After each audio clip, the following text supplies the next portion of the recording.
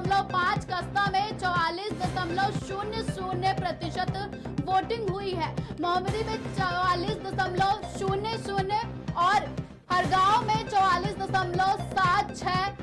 वहीं उन्नाव में 1 बजे तक के आंकड़ों की अगर हम बात करें तो 38.60% मतदान हुआ है।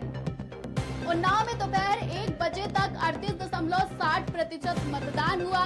कन्नौज में दोपहर 1 बजे तक 43.14% मतदान हुआ। बहराइच की ओर अगर ले चले तो बहराइच में 1 बजे तक 40.61% मतदान हुआ।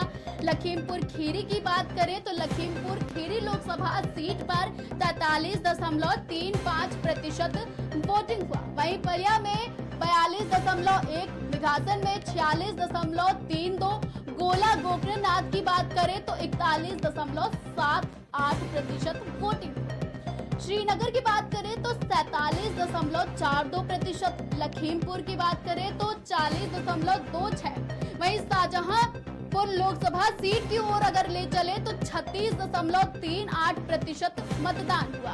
विधानसभावार मतदान प्रतिशत कटरा में 36.64, जलालाबाद में 35.56, तिलहर में 37.05% मतदान हुआ। पुवाया में 38.18%, शाहजहांपुर में 32.79% मतदान हुआ। ददरौल में 38.54, ददरौल उपचुनाव के लिए अब तक 38.54% मतदान हो चुका है। तो यूपी के 13 लोकसभा सीटों पर हमने आपको मतदान के आंकड़े बताएं कि दोपहर 1 बजे तक किस आधार पर मतदान हुआ। सबसे ज्यादा अगर हम बात करें तो लखीमपुर खीरी लोकसभा सीट पर सबसे ज्यादा मतदान हुआ। वहीं अगर सबसे कम मतदान की बात करें तो सबसे कम मतदान कानपुर लोकसभा सीट पर हुआ है।